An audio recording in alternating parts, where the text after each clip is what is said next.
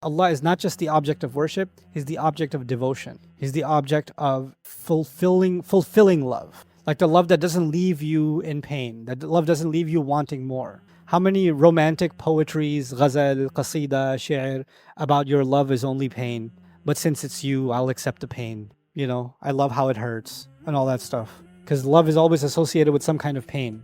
But with Allah, it's filled with fulfillment, contentment, sakina, right? And that's what Allah Azza wa Jalla is describing His name with. I recognize that I am not able to control everything in a situation. So whatever is out of my control, I'm handing it over to Allah. Allah who controls the east and the west. Allah who there's no ilah, no one to turn to except Him. Therefore, Allah says, now take Him as your wakil.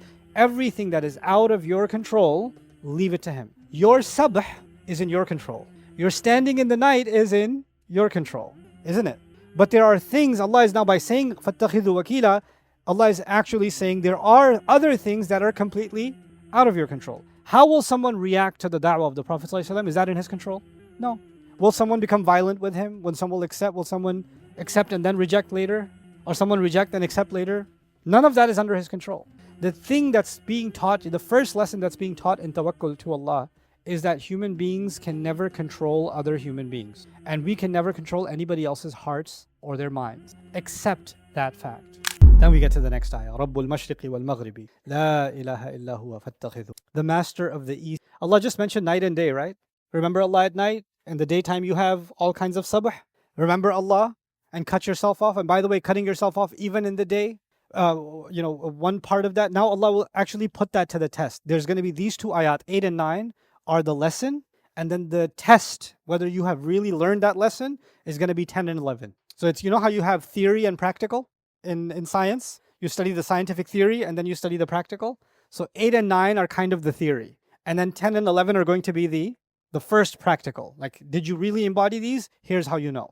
But anyway, Rabbul Mashriqi wal Maghribi, the master of the east and the master of the west. The east and west are important to mention because the east is the start of the day and the west is the west is the sunset, so it's the start of the night. And the entire reference before was day and night. So Rabbul Mashriqi wal Maghribi, the change in how your life looks in the day and how your life looks at the night. And doesn't matter if it's day or night, they may be different, but both of them have one thing in common, the dhikr of Allah. The dhikr of Allah looks different in the day, the dhikr of Allah looks different in the night, but He's the Rabb of the east and the Rabb of the west, the Rabb of the sunrise and the Rabb of the master of the sunset. Mashriq means east and west. Mashriq also means sunrise and sunset. So He's master of night and day. فَيَصِحُ أَنْ يَكُونَ الْإِسْتِعَابِ جِهَاتِ الْأَرْضِ. It can also mean, east and west means the entire land. Like if the king says, I am the king of the east to the west. What's he saying? I'm king of the entire land, right? So Allah is saying Allah is the master of the east and the west, as if to say that this entire region is going to be under the dominion of Allah, is going to be under the rule of Allah's religion. It's coming. The victory of Allah is coming. Don't worry about it. It's going to happen. You'll see. Because right now, the east to west in Hijaz is filled with arbab, different gods. But time is coming. And how will you know that? La ilaha illa huwa. There's no one to be worshipped, loved, adored, obeyed in any way, shape, or form except He. We're all familiar with La ilaha illallah, but I'm just going to give you a quick note on the word ilah that you may not be familiar with. Ilah comes from the word wala.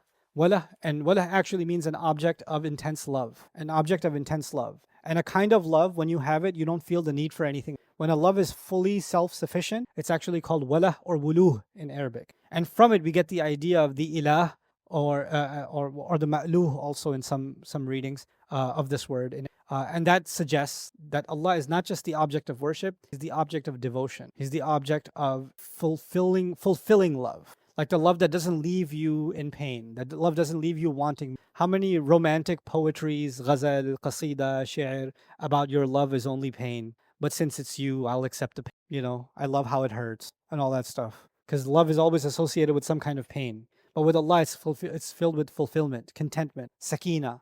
And that's what Allah Azza wa Jalla is describing. His ilah is also, aliha is also faza'a ilayhi. When you run towards somebody when you're desperate. Like, I want you to think of it as whenever you have a problem, there's someone comes in your mind that you want to talk to immediately. Or something great happens and immediately you want to text somebody. Guess what just happened, right? This is the person you ran to. One of the meanings of ilah is the one you turn to in any situation. It's just The first one you want to just, and by the way, the Muslims have this naturally, right? Something amazing happens, Alhamdulillah. Something bad happens, Astaghfirullah, Subhanallah. La hawla wa la quwwata illa billah. Like we're naturally, we just turn to Allah immediately, and that's actually our acknowledgement of Allah as Ilah. And even in our culture, it's a very beautiful thing that we do that. That in any occasion, we have an easy way to just turn to Allah and to remember Allah in that way. So anyway, so رب المشرق والمغرب لا إله إلا هو فاتخذه وكيلا. Now the second lesson. The first one was cut yourself off. The second lesson is take him as your wakil. Take him as a, now the word in Arabic is wakil. So let me explain what wakil means. It comes from the word wakal. Wakal means a person who's very weak, can't do anything themselves. Ajiz, and they're laysa binafid. If you tell them to finish a task, they can't finish the task. Like some of your kids, clean the room. My back hurts, right? So they're wakal at that time. And yakilu amrahu ila ghayrihi, what that means is when you say, hey, I can't do it, could you do it for me? I'm incapable of doing this. I'm just going to leave it to you. I'm relying on you to do it. The word wakal was used for a person that is slow or too dumb to do something or too weak to do something. They're doing it too slowly so it didn't get done. They're too dumb so they didn't do it right, or they're too weak. Wakalatin naqa, when a camel is not performing, then the camel is wakal. From it comes the idea of tawakkul. I recognize that I am not able to control everything in a situation. So whatever's out of my control, I'm handing it over to Allah. Allah who controls the east and the west. Allah who there's no ilah, no one to turn to except him. Therefore, Allah says, now take him as your wakil. Everything that is out of your control, leave it to him. Your sabh is in your control. Your standing in the night is in your control, isn't it? But there are things, Allah is now by saying, فَاتَّخِذُوا وَكِيلًا, Allah is actually saying there are other things that are completely out of your control. How will someone react to the da'wah of the Prophet ﷺ? Is that in his control? No. Will someone become violent with him? Will someone accept and then reject later? Or someone reject and accept later? None of that is under his control. The thing that's being taught, the first lesson that's being taught in tawakkul to Allah is that human beings can never control other human beings. And we can never control anybody else's hearts or their minds. Accept that fact. Just internalize, I don't have control. I don't have control. I don't have control over my son. I don't have control over my daughter. I don't have control over my wife. I don't have control over my husband. I have control over myself. Allah will ask me how I use that control. And everything else, Allah, I'm handing control over to who? Allah. فَاتَّخِذْهُ وَكِيلًا. Don't you do your mission. You're not seeing any results. Rasul ﷺ may be doing his da'wah, and every day things are getting more aggressive, like I was mentioning before, and he's not seeing any results. And Allah is saying that's not under your control anyway. That's not what I'm asking you to do. Results are not up to you. Control is not up to you. لَسْتَ عَلَيْهِمْ بِمُسَيْطِرٍ. You're not in charge of them. You're not controlling them. Hand that over. This is where human beings have to accept their weakness, their inability. فَاتَّخِذْهُ وَكِيلًا is just like tasbih. In tasbih, we declare the perfection of Allah and our imperfection. In tawakkul, we declare Allah's ability to do something and our inability. We have to accept our lack of control and Allah's complete control. فَاتَّخِذْهُ وَكِيلًا. Take him as someone who you leave your matters to. اتَّكَلَ. So when you surrender your matter to someone. التوكيل أن تعتمد على غيرك وتجعله نائبا عنك. When you completely leave something in somebody's hands and you don't even think about it anymore. One of my favorite examples of tawakkul in the Quran, practical examples of tawakkul in the Quran, is in Surah Al-Nur. So I'll share that briefly with you. In Surah Al-Nur, there was a rumor about Aisha radiallahu anha. You guys remember? Yeah? Now, the thing with rumors is, maybe one person started it. But does it stay with one person? It goes to 2 people, 2 to 7 people, 7 to 50 people, 50 to 1,000 people. Keeps going. And by the time you hear it, somebody's saying this about you. You're like, who told you? I don't want to talk about it. No, tell me who told you. Well, I was at this party and this guy was saying, what did he look like? He was wearing a t-shirt. Okay, I'm going to find him. And then you find that guy. Hey, so you said something. I didn't say anything. You did. I found out you said it. Yeah, I did say it. Who told you? And you have in your basement, you've got a picture board and you got a hit list of who told who told who told, because you want to get to the who started this. Can you ever get there? No. And some people didn't say that much bad stuff about you. Some people said a lot about you. Some people spoke little. Some people spoke much. And you're trying to make this fire stop.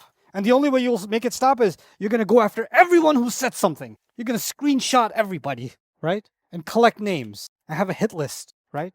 Is that possible? No. Is the situation any longer in your control? No.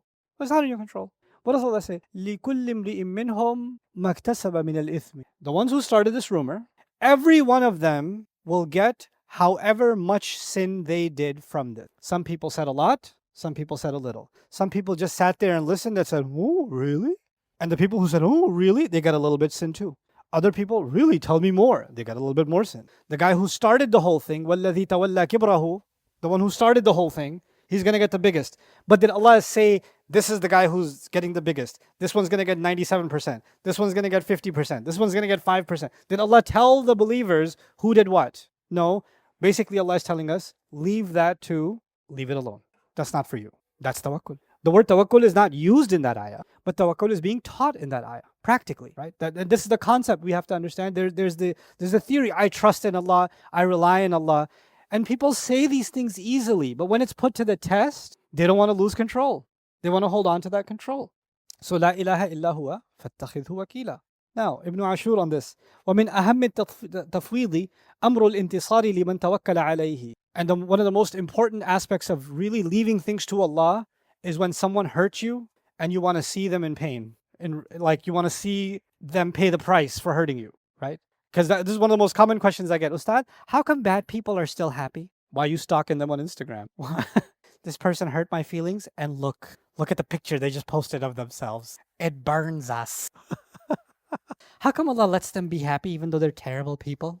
And then people have an even bigger crisis. Ustad, there are some people that are really bad, but then they just do tawbah. And then they start taking care of orphans. And they memorize the whole Quran. But they were really bad. Is Allah just going to just forgive them and I have to be with them in Jannah? I'm like, so how are you sure you're going? No, I'm just saying in case I make it, I don't want to see them. You know what that is? A desire to control the outcome.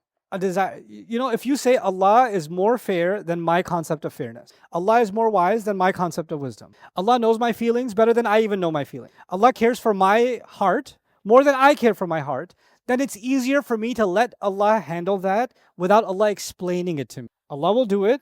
Ya Allah, I know you're going to do it. Can you tell me exactly how you're going to do it? Is she going to fall off the stairs? Or is there a bus that's going to accidentally just... Like, how's it going to... Can you... Because I just want to feel better. No. If you trust Allah, then let it go. I like to give you silly examples so you can understand the concept. If you trust someone's cooking, don't stand over their shoulder and say, you're going to add more salt or that's it. Like if you trust her, just go walk away. You trust it.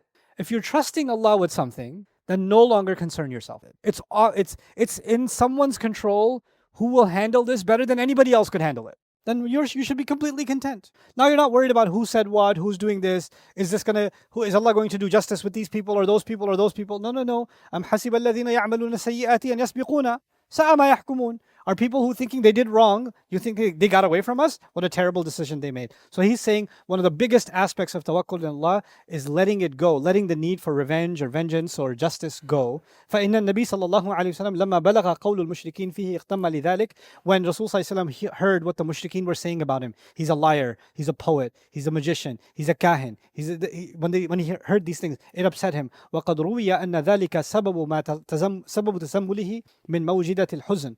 And that's why he was wrapping himself in a blanket, if you remember the beginning of the surah. فَأَمَرَهُ اللَّهُ بِأَنْ لَا يَعْتَمِدَ إِلَّا عَلَيْهِ. So Allah told him, don't let this worry you, because who's handling that situation? Allah, let them talk. That's Allah's, that's not you to deal with, that's Allah to deal with. That should not worry you. رَبُّ الْمَشْرِقِ وَالْمَغْرِبِ لَا إِلَهَ إِلَّا هُوَ فَاتَّخِذْهُ. After Maghrib, you're turning to Allah. In the Mashriq, they're talking about you. And even when you're talking to Allah, they're holding their meetings on how to kill you or how to hurt you or how to end your mission. Don't worry about it.